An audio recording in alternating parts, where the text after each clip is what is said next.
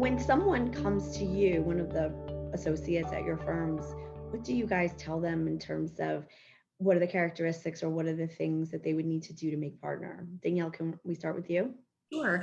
What I tell young women in particular is to be vocal.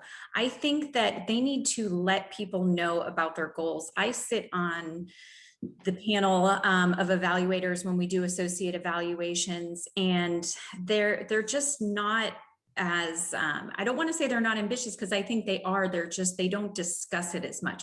So I think you need to put it out there. I tell young women, find mentors, tell people that you want to go. And, we talk about mentoring and sponsorship, and women, the organic relationships that evolve, women will gravitate to other women, but they need to find those old white men, partners and sponsors, and, find out what their path was. Did they inherit business? Did they become critical to a client? Did they start with small businesses and then watch those businesses grow for business development? And also, under kind of the umbrella of being vocal, business development is a big part of making partner. And I just try to encourage women to ask for the credit and seek the credit that they need. So, it's not the time to be shy. You need to advocate for yourself.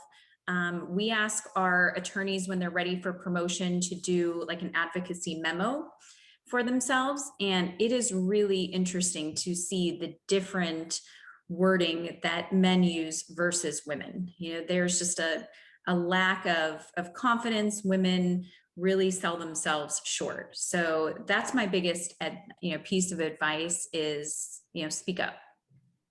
There's a lot of paths to partnership. It's fine. I was just on one of these talks at my firm. And so it really depends on what sort of lawyer you want to be. I mean, fortunately, I do work for a firm where if that is something you're interested in doing, the firm will support you in getting there. Like Foley is like a 1-to-1 associates to partner ratio. So it is not a, we're weeding you out. Most of you aren't going to make it sort of thing. But it really depends. Unfortunately, I also work for a firm that recognizes your practice is going to look different than someone else's. So certainly, see what others are doing, but you have to figure out your niche. Although it was funny because I think Danny is super correct about the need to speak up. But I also do, just looking at back to institutions and culture, like my job is to make the organization recognize that they value a certain type of communication. Right. And to recognize that culturally valuing that can be a disconnect with promotion of certain sorts of individuals.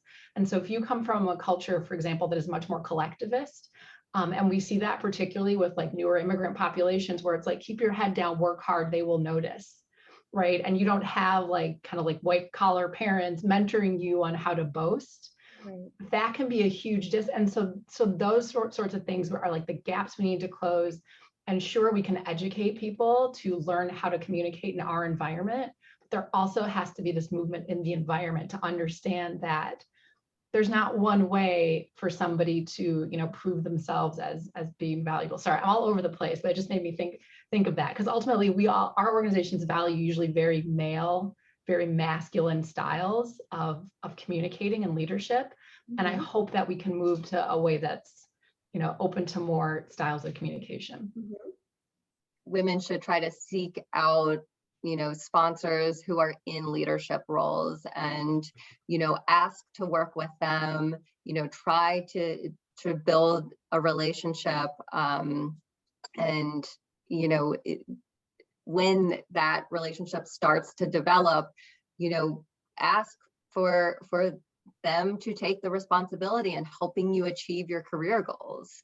Mm-hmm. And, if you're more vocal, like Danny was saying, I think that will help, shift the balance of, who is being sponsored.